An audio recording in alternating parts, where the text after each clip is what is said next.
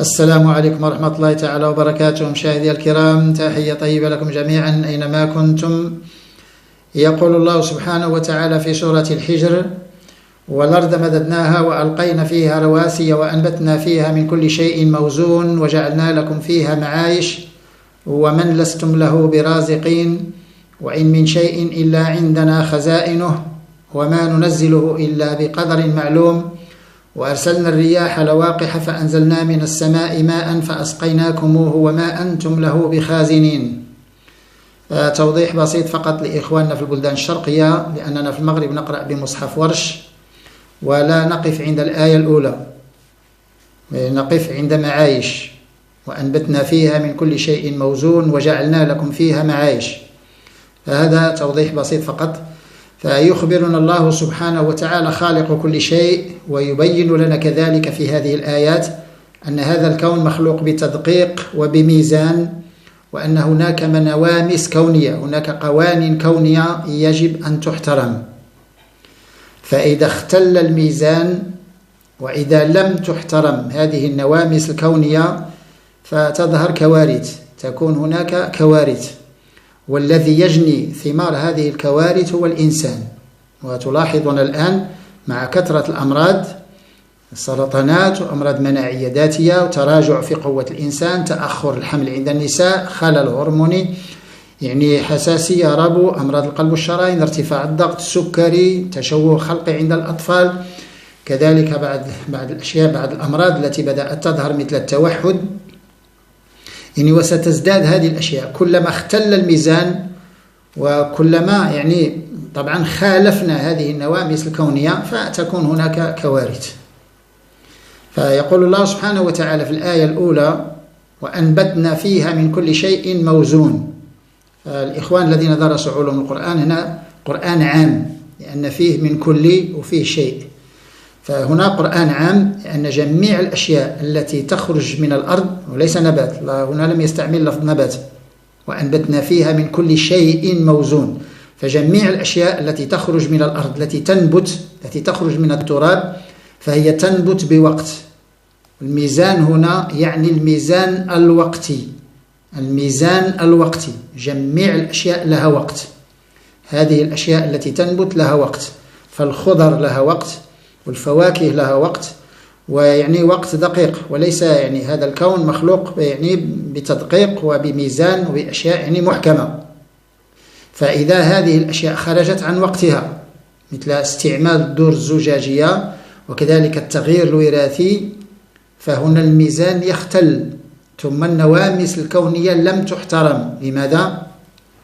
لأن هذه الأشياء خلقها الله سبحانه وتعالى في وقتها لكي تنفع الجسم. فهناك مواد يعني تخرج في فصل الشتاء تسخن الجسم، وهناك مواد تخرج في فصل الصيف تنعش الجسم. لماذا؟ لأن هذا فالإنسان يتعرض للبرد الشديد، للبرد القارس، يعني انخفاض الحرارة وهو ما نعيشه الآن، وكذلك يتعرض يعني لحرارة مفرطة، يعني فصل الصيف تكون حرارة مرتفعة، فهو يحتاج مواد غذائية تسخنه في فصل الشتاء، ويحتاج مواد غذائية تنعشه في فصل الصيف. هذا هو الميزان. فلاحظوا هذه الفواكه الآن بدأ الإنسان يخزنها، يعني هناك محطات كبيرة الآن لتخزين الفواكه والخضر لتباع يعني بثمن مرتفع في وقت خارج وقتها. فالناس الآن يستهلكون عنب. الآن العنب موجود في السوق، ليس هناك عنب، العنب ينعش، العنب هو شهر 7 و8، يعني شهر 9 نقبله. لكن هذه الأشياء، لاحظوا أننا الآن في فصل الشتاء، وأن الناس الآن لديهم كحة وأنف يسيل ورعشة وارتفاع حرارة، يعني وربما ألم الرأس وأشياء هذه، يعني أنفلونزا وزوكام، نزلة برد، ويستهلكون بسكويت ويشربون مشروبات غازية ويتناولون يعني بطاطس مقلية في الزيت وفاست فود وجانك فود وحلويات وكعكات وهذه الأشياء. هذا ليس فصل بيتزا، هذا فصل يعني حساء الفول وحساء الحمص، يعني فصل فيه أشياء تسخن الجسم.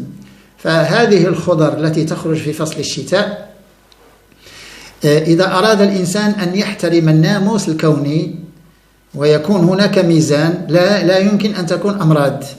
طبعا هناك ابتلاء من الله سبحانه وتعالى، لكن إذا يعني احترمنا الناموس الكوني فالله سبحانه وتعالى كرمنا وسخر لنا كل شيء وفضلنا. يقول الله سبحانه وتعالى: ولقد كرمنا بني آدم وحملناهم في البر والبحر وفضلناهم على كثير ممن خلقنا تفضيلا. هنا مفعول مطلق، يعني مفعول مطلق يعني قوة الفعل. لما أقول ضربته فممكن يكون أي ضرب خفيف، لكن لما أقول ضربته ضربا مفعول مطلق فيعني ضرب يعني قوي يعني عنيف. يعني والله يعني فضلنا تفضيلا، يعني أحسن تفضيل، فضلنا على كثير ممن خلق وسخر لنا كل شيء. لكن هذا الإنسان يفسد في الأرض كما يقول الله سبحانه وتعالى: ظهر الفساد في البر والبحر بما كسبت أيدي الناس.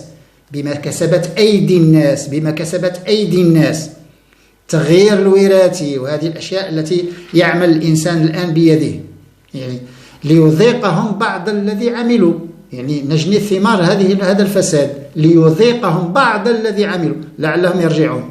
يعني سنرجع أم لا نرجع؟ لا أظن، يعني الآن يعني هذه طبقة الأوزون يعني والغازات الآن التي يعني تحجب حتى هذه يعني الأشياء التي تأتي من الشمس وانخفاض في الفيتامين دي وأشياء كارثية. فيعني هذا الميزان هو الذي يجب أن ينتبه له الناس، وعلى الأقل أن ينتبه المسلم لهذه الأشياء، وأن نستفيد من كتاب الله سبحانه وتعالى، أن نستفيد من هذا الكتاب الله سبحانه. هذا ليس كتبه شخص، هذا من عند الخالق، من عند القوي العزيز الذي خلقك فسواك فعدلك، هو الذي بعث لنا هذا الكتاب وهذا القرآن. فهذه الخضر التي توجد الآن في فصل الشتاء هل يستهلكها الناس؟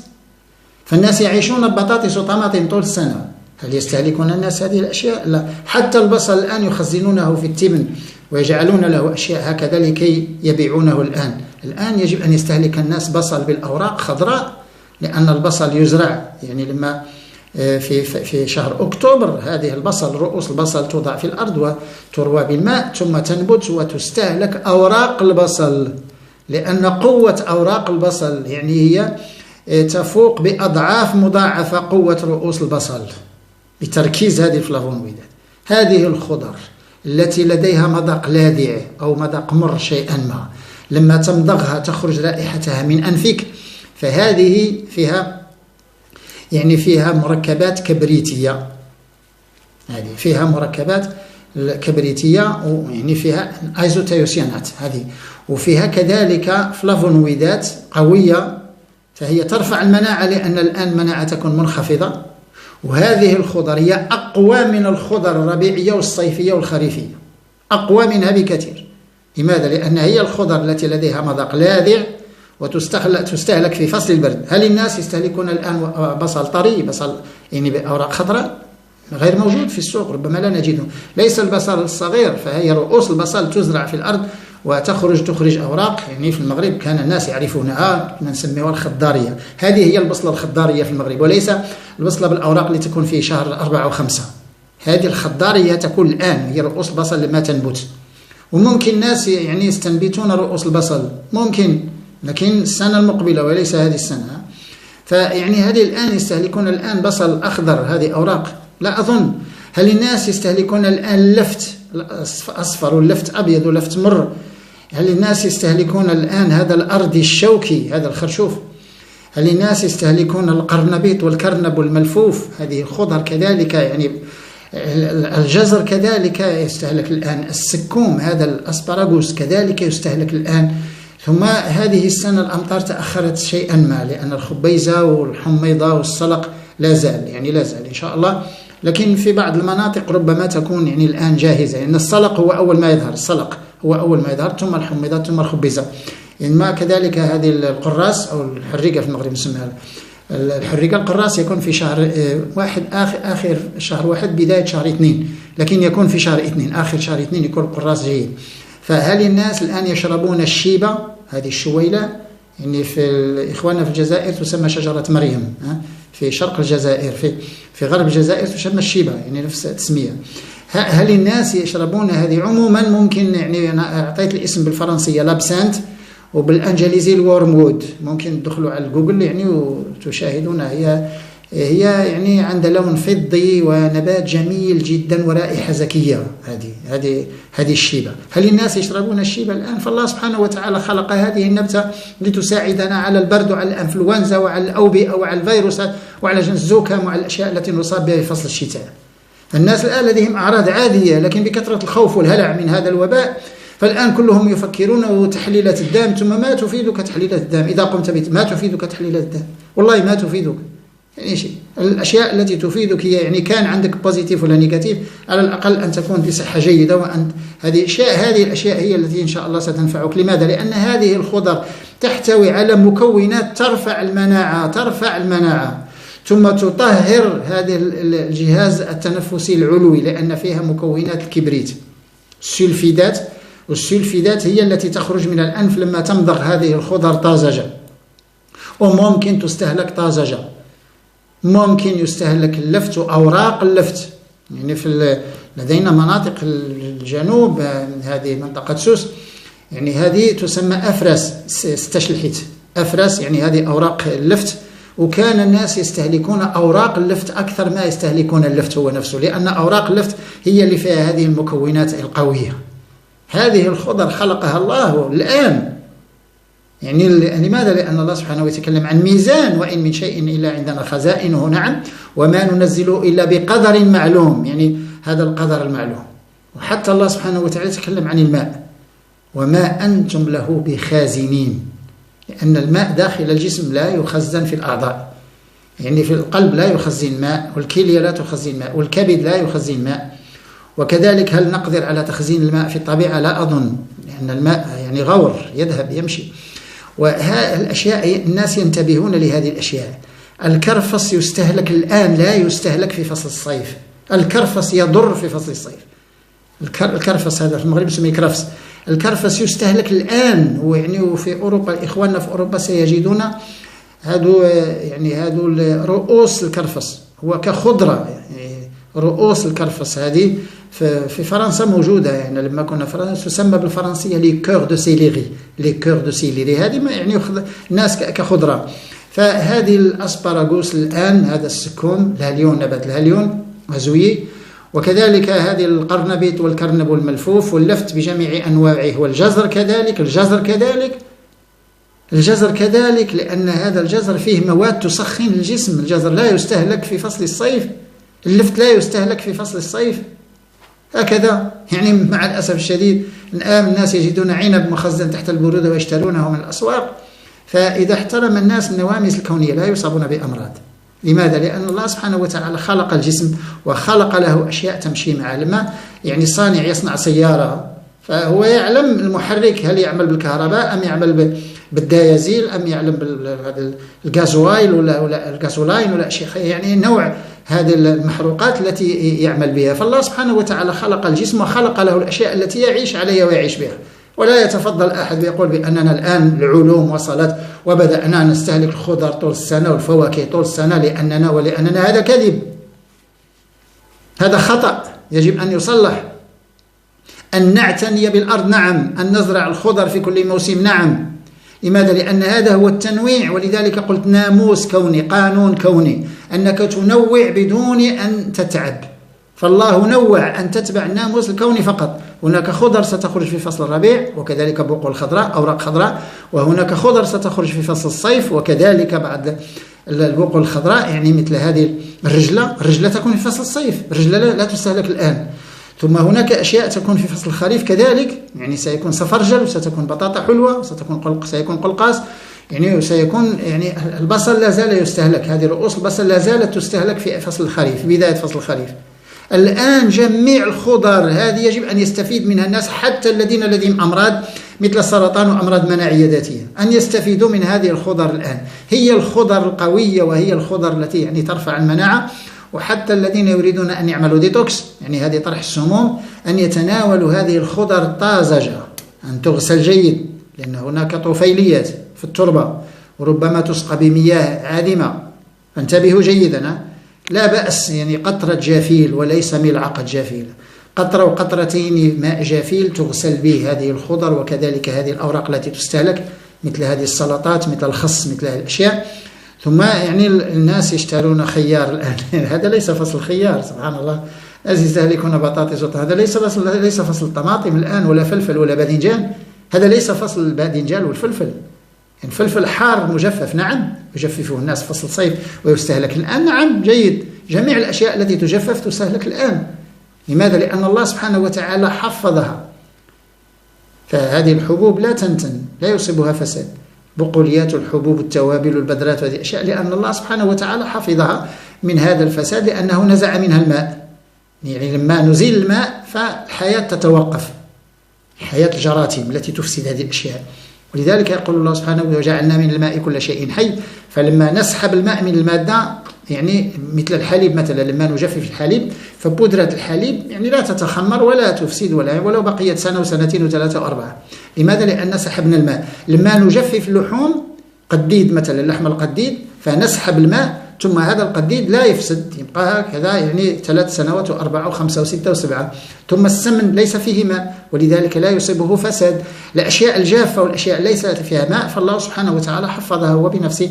يعني وما علينا إلا أن نتبع هذه النواميس الكونية. أشياء تدخر، تخزن، يعني مثل البذور، مثل البقوليات، مثل الحبوب، نعم تخزن وتستهلك الآن. لكن الخضر والفواكه الآن ليس هناك فواكه الآن، ليس الآن هذا فصل الشتاء، فيه برتقال وليمون حامض، هذا ليمون حامض، فيه برتقال وليمون فقط، ولوز وجوز طبعا وتمر وتين، الأشياء الجافة هذه تستهلك الآن. ساك اللوز والجوز والتين والتمر والزبيب الآن يستهلك، كذلك البرتقال. لماذا؟ لأن البرتقال فيه فيتامين سي، وهذا الفيتامين سي مع فلافونويدات، الليمونين وفلافونويدات كذلك في الليمون تسخن، وفيه بيكتينات، وهذه البيكتينات تساعد بكتيريا الصديقة. استهلاك الليمون وليس عصير الليمون، عصير البرتقال، استهلاك البرتقال وليس عصير البرتقال، لأن يعني لما تستهلك برتقال تستهلك ألياف غذائية، وهذه الألياف كذلك فيها هذه الفلافونويدات. فهذا الميزان من كل شيء موزون، فهو الميزان الوقتي. وحاول الناس يحاولون أن لا يستهلكوا الأشياء خارج وقتها، والأشياء التي تكون في وقتها أن يستفيدوا منها، أن يستهلكوها ويستهلكوها بقوة. وهذه لائحة الآن، يعني لائحة طويلة.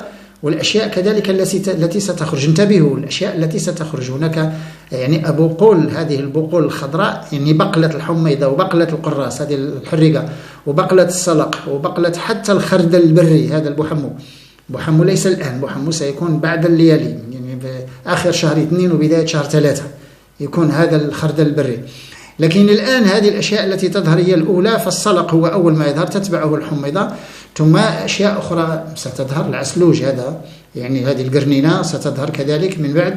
وأن يستفيد الناس منها، لأن الله خلق هذه الأشياء الآن لأن هناك أمراض، وهذه الخضر هي التي يعني تسخن الجسم، وهي التي تساعد الناس وتنفع الناس في هذا الفصل البارد، وهو شيء مهم جدا.